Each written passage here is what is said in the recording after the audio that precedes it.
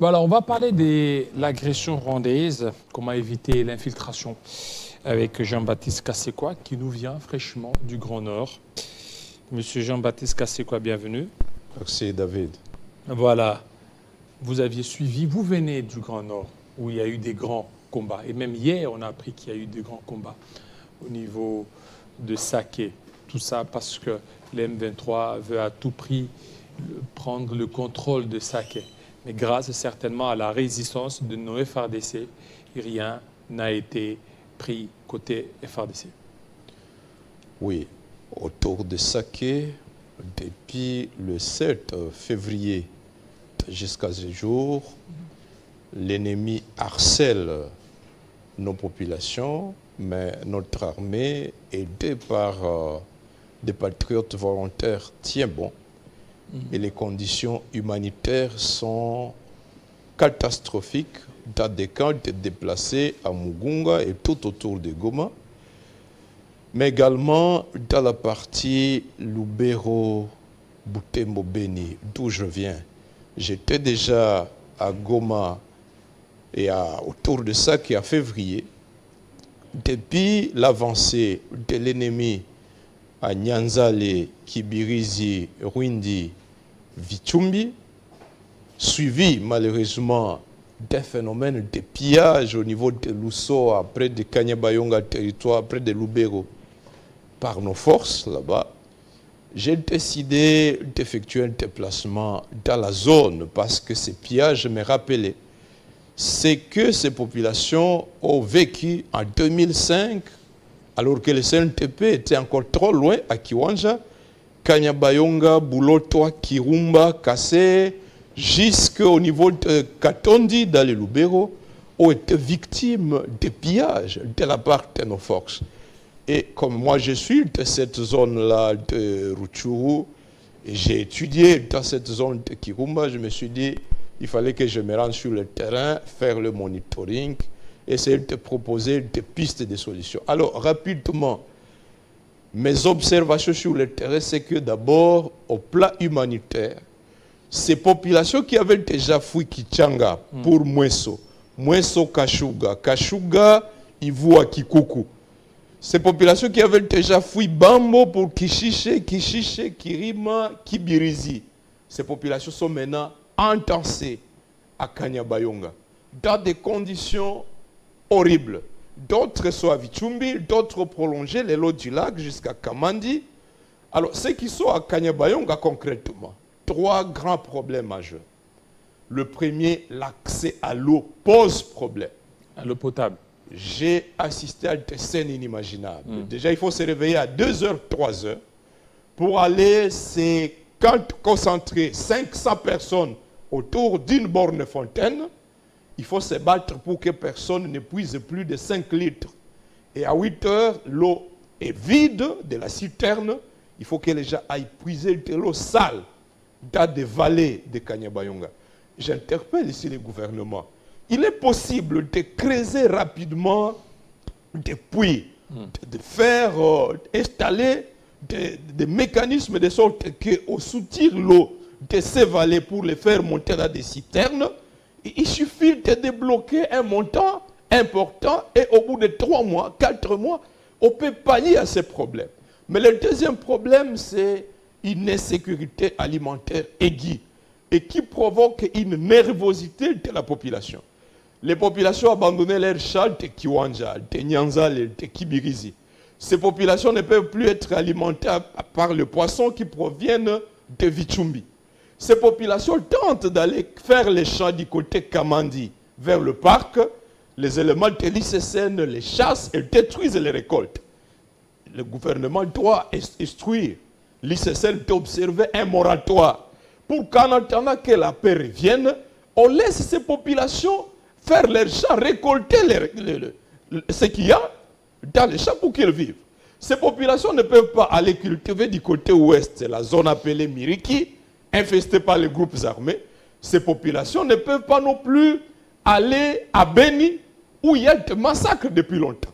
D'où, sur le plan sécuritaire, j'ai vu un risque majeur. Ces populations ne voudraient plus attendre parler d'un repli stratégique de la part des FARDC. Parce que ces populations ont conclu que Bunagana a été cédé par repli stratégique. Tchengerero a été cédé par repli stratégique. Rubare, Ruchuru, Kiwanja par repli stratégique. Rwindi aussi. Finalement, Kibirizi, Nyanzale, Rwindi, Vichumbi par repli stratégique. Et la population interprète comme s'il s'agit d'une guerre négociée. Nous nous retirons, vous entrez. Et plus grave, la population qui est avec notre armée depuis Bunagana jusqu'aux portes de Lubero raconte que, par exemple, ces replis sont souvent accompagnés par un phénomène insolite, c'est que des tonnes importantes de munitions, des rations et même d'armes sont laissées sur le terrain et à l'arrivée du M23, les M23 récupèrent ce matériel alors que les Ouazalais nous le réclament, alors que même nos militaires se plaignent de ne pas bénéficier de ces vivres, mais pourquoi on les laisse entre les mains de l'ennemi? Donc, premier risque que j'ai perçu de mon séjour à Kanyabayonga, Kirumba, Kamandi, c'est qu'il y a un risque d'une confrontation entre population et l'armée, et cette confrontation qui ferait l'élite du M23, au cas où la population attendrait à nouveau parler d'un repli stratégique. La population attend plutôt que l'on nomme à la tête des FARDC des commandants qui inspirent à nouveau la confiance et que des offensives soient lancées pour la reconquête des territoires déjà occupés par l'ennemi. Sinon, la population est à l'angoisse, dire notre armée se retire et nous aussi nous retirons de ces zones alors que nous ne pouvons plus fuir jusqu'à Beni.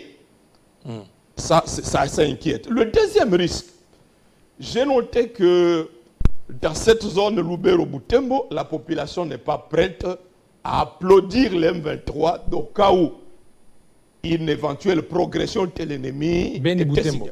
Lubero-Butembo là-bas. Okay. Les gens sont hostiles. Au M23. Hostiles parce qu'ils ont l'expérience du passé et ils ne veulent pas vivre sous la servitude du Rwanda. Et donc le risque c'est lequel? C'est qu'il y aura des résistants. Et en représailles, les M23 et l'armée rwandaise vont perpétrer des massacres. À l'état du massacre de Kishiché, plus de 270 personnes ont été tuées. Pourquoi? Parce qu'il y a eu un compatriote, Pondou, avec 13 de ses hommes qui se sont affrontés à l'armée rwandaise. Et l'armée rwandaise a conclu que tout Kishiché était habité par le Maïma. Et ils ont commis un carnage. Or, Kishiché, à Rutshuru. Or, ces gens du M23, l'armée rwandaise considère que tous les Nandés qui habitent Lubero, Butembo, sont des Maïma. On a déjà vécu ces massacres à Kavinyonge, à 98, sous l'RCD. Plus de 300 personnes ont été massacrées dans la cité. À Butembo, ils ont perpétré un massacre, ils ont enterré les gens vivants à Kikyo. Et donc, si nous n'empêchons pas aujourd'hui la progression de l'ennemi dans cette zone de Lubero-Beni, nous risquons de déplorer des représailles du M23 sous forme de massacre. Pourtant, il est possible d'empêcher que l'ennemi ne progresse vers là. L'autre risque que j'ai perçu, et le plus grave mais moins perçu, c'est que la menace de balkanisation est à un degré extrêmement élevé du fait de la sympathie obligée des populations de la zone Beni-Irumu vis-à-vis de l'UPDF. Or, avec la nomination du fils de Museveni comme chef d'état-major général de l'armée ougandaise, ce fils, ce commandant qui s'est prononcé ouvertement favorable au M23 et les Ougandais qui sont dans les radios M23 à Rutshuru, Vichumbi, il n'est pas exclu que même les UPDF présents à Beni et Irumu se transforment d'un jour au lendemain au M23. Au M23, Mouhozi, nous ne pouvons pas être naïfs. Et étant donné que, et avec raison, j'ai été à Luna, près de Tendalia, j'étais dans une base de UPDF. Et j'ai vu, là où les UPDF sont installés, les populations reviennent, entretiennent leurs chats, récoltent leur cacao. Par contre, ces populations vous disent, elles ne peuvent pas aller au-delà de 5 km de la route nationale Même là où il y a des positions FARDC, nos populations ne sont pas en sécurité. On déplore des morts dans des champs de cacao. Les kilos de cacao aujourd'hui, c'est à 7 $. Il y a des accusations qu'il y a des réseaux criminels entre des jeunes gens, entre certains militaires des brebis galeuses qui perpétuent ces crimes. Et cela ternit l'image de notre armée. Mais en plus, les autorités de l'état de siège dressent la population contre les symboles de l'État au profit de l'armée ougandaise. Pourtant, cette armée-là, elle est avec l'ennemi dans le Rutshuru. Elle a désormais un chef d'état-major qui est favorable au M23.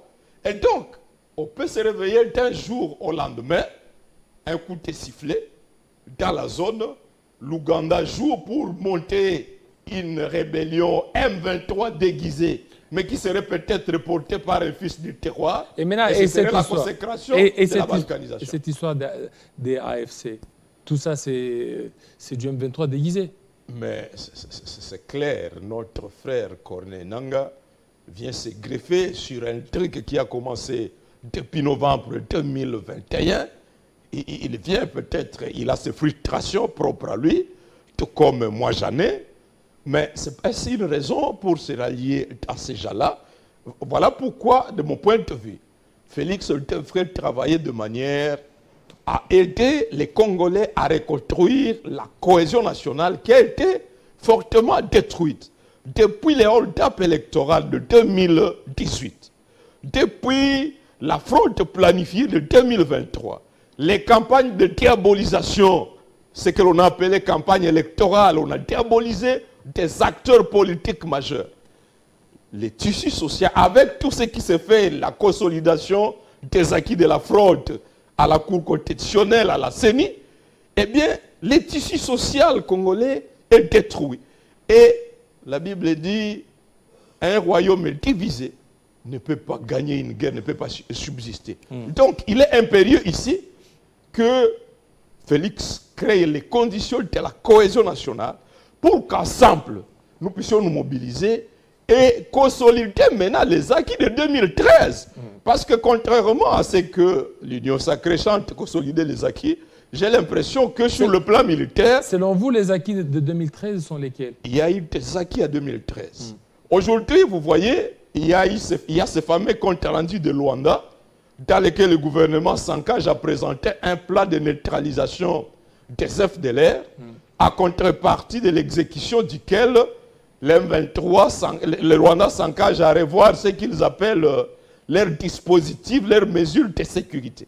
Pourtant, en 2013, nous avons obtenu de la communauté internationale la reconnaissance du fait que la RDC était victime d'une agression. Le Rwanda a été sanctionné, des sanctions économiques, des sanctions financières, et le Rwanda a été obligé de retirer son soutien au M23. Au plan diplomatique, c'était donc un acquis qui devait être consolidé. Aujourd'hui, nous n'avons pas ces acquis. Même les comptes rendus de Luanda ne parlent pas d'agression. Nous sommes contraints de capituler, d'aller nous agenouiller pour concevoir un plan de neutralisation des FDLR. C'est-à-dire, on répète les erreurs de 2008, 2009. Le plan de neutralisation. Ce plan... Et là, dans ces comptes rendus, il n'y a pas nulle part où on parle du M23 comme terroriste. Nulle part. En fait, dans mon entendement, on s'achemine vers une opération conjointe FARDC, armée rwandaise bis, à l'état de l'opération Umoja-Wetu de 2009. Et cela ne va pas empêcher au Rwanda de continuer à soutenir le M23. Kinshasa sera obligé de signer un accord du 23 mars bis, c'est-à-dire pour accorder à nouveau les contrôles militaires des commandants issus du M23, des zones de Fizi jusqu'à Ituri. On va donner au Rwanda l'occasion de rajeunir l'infiltration. Donc, Félix s'achemine à répéter les erreurs que son prédécesseur avait déjà corrigées par les acquis de 2013. En 2013, disais-je, non seulement au plan diplomatique, on a fait des avancées, mais également au plan militaire, avec le sacrifice de beaucoup de compatriotes sous Baouma, sous Mamadou. Aujourd'hui, On nous parle plutôt d'un cessez-le-feu dans ces comptes rendus-là. Un cessez-le-feu devrait être signé et supervisé. Ça me rappelle l'accord de Lusaka, de cessez-le-feu de Lusaka, c'est-à-dire qu'il devrait y avoir des forces d'interposition et on consacre l'occupation de ces territoires par l'M23, alors que nous sommes à la 3e année de l'état de siège, instauré en envie de protéger l'intégrité territoriale. Mais nous signons un compte rendu dans lequel nous nous engageons à un cessez-le-feu qui serait supervisé et duquel serait suivi maintenant le désengagement des forces. Ce sont des reculs, des erreurs que nous avions déjà surmontées, mais malheureusement, dans lesquelles Félix nous ramène aujourd'hui. Voilà, merci. Donc, oui. il y a ce risque-là. Oui, et il est impérieux que toute la nation se mobilise. J'ai des échos que ces gens-là s'apprêtent. Ils ont Kanyabayonga dans leur cible. Il y a des mouvements depuis ce matin vers les montagnes. Donc l'armée doit faire de toute urgence pour empêcher toute progression de l'ennemi dans cette zone. Mais également, le gouvernement doit intervenir pour répondre aux défis humanitaires qui se posent, non seulement à Kanyabayonga Kirumba, mais également autour de Goma, et ne pas faire une assistance insultante. Le gouvernement a remis un petit sachet de sel pour 4 ménages, un morceau de savon pour 4 ménages. Pourtant, on dit que l'on a débloqué $1 million. À un ménage, on a remis 1 kilo de farine et 1 kilo de haricots. Pour un jour seulement. Ça, c'est pour un jour. Donc, pas cette assistance insultante comme si le gouvernement ne reconnaissait pas l'appartenance de ces gens-là à la nation congolaise, mais également cette histoire de plan de neutralisation risque de nous ramener aux tueries vécues dans les zones de Lubero-Rutshuru à 2009-2010, en représentant à l'intervention de l'armée rwandaise sur notre sol. Donc, nous serons vigilants et n'allons pas permettre à Félix de nous entraîner sur des chemins suicidaires, au lieu d'obliger les Rwandais à reconnaître que le Congo a payé un lourd fardeau de la présence de ces réfugiés sur notre sol, d'étudier des mécanismes pour dédommager ces populations du Kivu qui endurent le poids de la présence de ces réfugiés depuis longtemps, et qu'on a signé que à nouveau le Nord Kivu sera transformé en champ de bataille. Ça, nous n'allons pas applaudir, nous n'allons pas laisser passer. Merci beaucoup, Jean-Baptiste Kasekwa. Vous êtes un des notables du Nord Kivu. Vous venez d'ailleurs d'y être. Tout de suite, on va parler des élections de gouverneur au niveau de l'Omami. Pius Romain Roland, tout de suite.